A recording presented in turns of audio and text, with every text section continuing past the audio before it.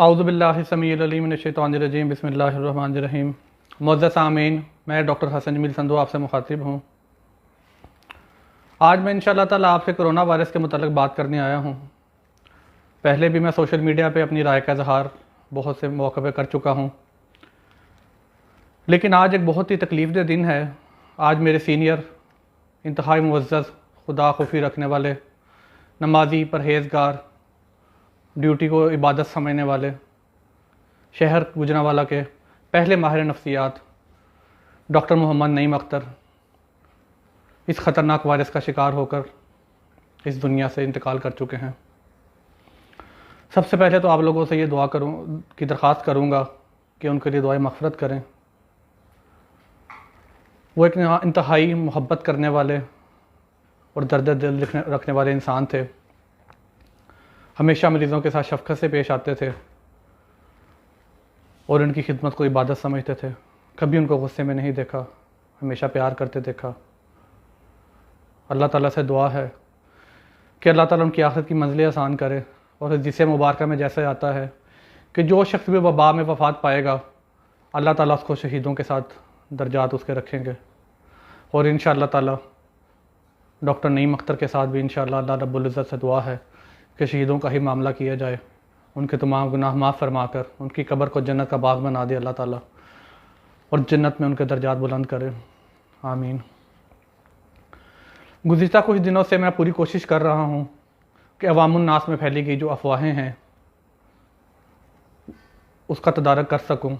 बहुत से लोग अल्हम्दुलिल्लाह समझ चुके हैं मामले को, लेकिन मेरा दिल चाहा और कुछ दोस्तों के इसरार पर भी कि मैं वीडियो बनाकर आप लोगों को तमाम मामलात जो हैं आसान तरीके से बता सकूं।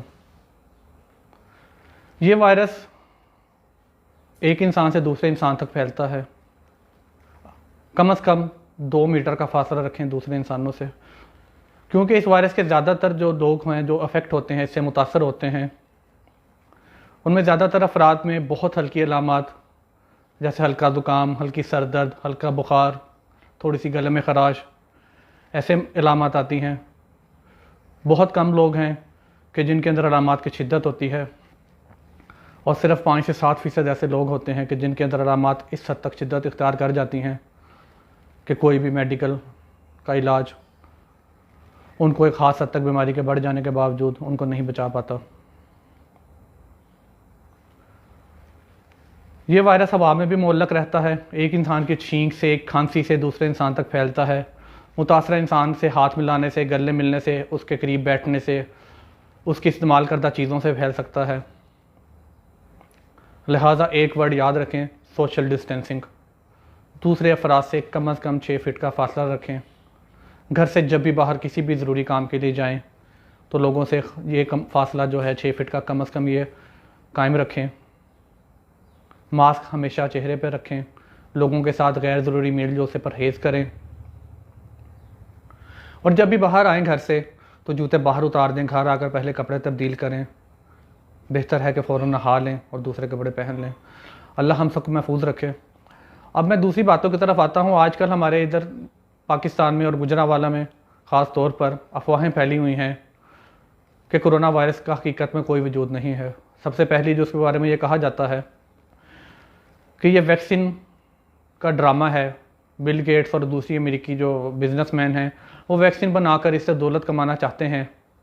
कोई ऐसी चिप वो डाल रहे हैं वैक्सीन के ज़रिए लोगों में कि जिससे ख़ास तौर पर मुसलमानों में, जब मैं पढ़ रहा था मैंने एक बहुत बड़ा आर्टिकल भी पढ़ा और पढ़ के मुझे तो खैर हंसी आ गई, लेकिन मैं आपसे शेयर करना चाहूँगा कि उसमें लिखा गया था बड़े वसूख के साथ कि मुसलमानों के अंदर जीनियाती तब्दीली कर दी जाएगी जिससे उनके अंदर से खौफ खुदा ख़त्म हो जाएगा। यकीनन ये एक मज़ाक़ की बात है जिस पर लोग ईमान लाए बैठे हैं। अल्लाह ताला हर इंसान को दीन फितरत पर पैदा करते हैं। ये उसके माँ बाप हैं जो उसको बाद में ईसाई, मजूसी, नसरानी या जो भी हैं बना देते हैं। ये अल्लाह के नबी की हदीस है, मैं अपने अल्फाज में नहीं बता रहा आपको। तो जिसके दिल में अल्लाह का खौफ है वो इंशाअल्लाह कायम रहेगा। हमें अल्लाह से ईमान की मजबूती की दुआ मांगते रहना चाहिए। ऐसी किसी भी बात का, किसी भी चीज़ का, किसी किस्म का कोई वजूद नहीं है। खुदारा इन चीज़ों से बचें। दूसरी चीज़ कि जी सरकारी हस्पतालों में कोरोना के मरीज़ों को जहर का इंजेक्शन लगाकर मार दिया जाता है। जो तमाम हज़रात ये अफवाहें फैला रहे हैं, मैं उनसे गुजारिश करूँगा, उनसे मिन्नत करता हूँ कि कुछ खौफ खुदा रखें। अगर आप किसी का भला नहीं कर सकते तो किसी का नुकसान भी ना करें। बहुत से लोग गुज़िश्ता दिनों में, कम से कम 5-6 तो मेरे जानने वालों में ऐसे लोग जो थे जिनका मुझे बाद में पता चला, और वो लोग इस खौफ से घरों में बैठे रहे, घर वाले भी मुतासर हुए और वो लोग भी तड़प तड़प कर अल्लाह को प्यारे हो गए, सिर्फ इस डर से कि अस्पताल में हमारे साथ जाने कैसा सलूक हो। अल्लाह का वास्ता देकर कहता हूँ कि गलत खबरें मत फैलाएं। अल्लाह ताला कुरान में फरमाते हैं कि तुम्हारे पास जब कोई ख़बर पहुँचे तो पहले उसकी तहकीक कर लिया करो। तो बहैसियत मुसलमान इतनी तो हमें कोशिश करनी चाहिए कि बग़ैर किसी तहकीक के आगे बात मत फैलाएं। तीसरी अहम बात कि हॉस्पिटल में लोग पेट दर्द के साथ, दिल की तकलीफ़ के साथ, शुगर ब्लड प्रेशर के मर्ज़ के साथ आते हैं और डॉक्टर ज़बरदस्ती उनको कोरोना का मरीज़ करार दे देते हैं। इसमें भी किसी किस्म की कोई हकीकत नहीं है। मैं 12 साल से गवर्नमेंट की नौकरी कर रहा हूँ और मेरी पूरी कोशिश यही होती है कि वहाँ पूरी मेहनत से, पूरी ईमानदारी से मरीज़ों का इलाज करूँ। मेरा कोई प्राइवेट क्लिनिक नहीं है, मैं कोई प्राइवेट जॉब नहीं करता, और मैं पूरी ईमानदारी से आपको बता रहा हूँ कि इस वक्त किस्म के वाक़यात में किसी किस्म की कोई हकीकत नहीं है। अवामुन्नास को चूँकि बहुत सी अलामात का पता नहीं होता, लेकिन डॉक्टर्स जो कि एक्सपर्ट हैं, और हमारी ट्रेनिंग्स भी की गई हैं ऑनलाइन भी, ख़ास तौर पर लेक्चर्स हम लोगों ने अटेंड किए हैं कई घंटों पे मुहित, जिसमें हमें बताया गया है कि कोरोना की क्या क्या अलामात हो सकती हैं, किन किन अलामात के साथ कोरोना का मरीज़ आपके पास आ सकता है।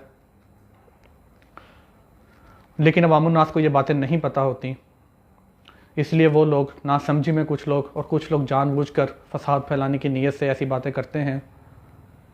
डॉक्टर के पास जब कोई मरीज़ हॉस्पिटल में किसी भी मसले की वजह से आता है तो स्टैंडर्ड जो प्रोटोकॉल है अवामुन्नास की बेहतरी के लिए, मरीज़ की बेहतरी के लिए, उसके घर वालों की बेहतरी के लिए, इंसानियत की बेहतरी के लिए, डॉक्टर्स अगर उसमें थोड़ा सा भी शुबा पाते हैं कि इस मरीज़ को कोरोना वायरस हो सकता है तो वो उसको एहतियाती तदबीर के तौर पर बाकी मरीज़ों से अलहदा आइसोलेशन वार्ड में मुंतकिल कर देते हैं, ताकि वहाँ पे उसका तफसीली मुआयना भी बाद में हो सके, उसके टेस्ट भी हो सकें, जिससे कन्फर्म हो सके आया इसको कोरोना था कि नहीं।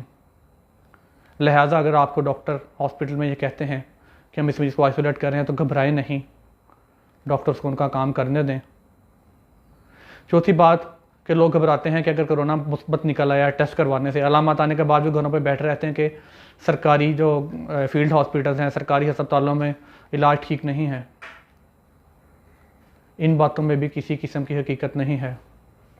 हम डॉक्टर्स पूरी कोशिश कर रहे हैं, जान मार कर कोशिश कर रहे हैं कि लोगों की अच्छी तरह से खिदमत की जाए।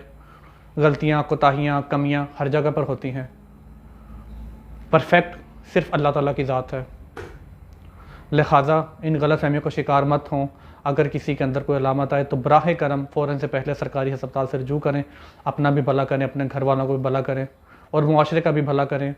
क्योंकि अगर एक इंसान मुतासिर है और वो उसको नज़रअंदाज कर रहा है तो जहाँ जहाँ वो जाएगा वो कोरोना का वायरस फैलाएगा। अमवात ख़तरनाक हद तक बढ़ती जा रही हैं। कल बरोज़ जुम्मे रात 28 मई को 2600 से ज़्यादा मरीज़ कोरोना वायरस से मुतासर हुए हैं, जिनकी रिपोर्ट पॉजिटिव आई है। 57 अफराद की अमवात हुई हैं और बहुत से ऐसे हैं कि जो घरों में इंतकाल कर गए हैं। लिहाजा इस झूठे प्रोपेगेंडा पर यकीन मत करें।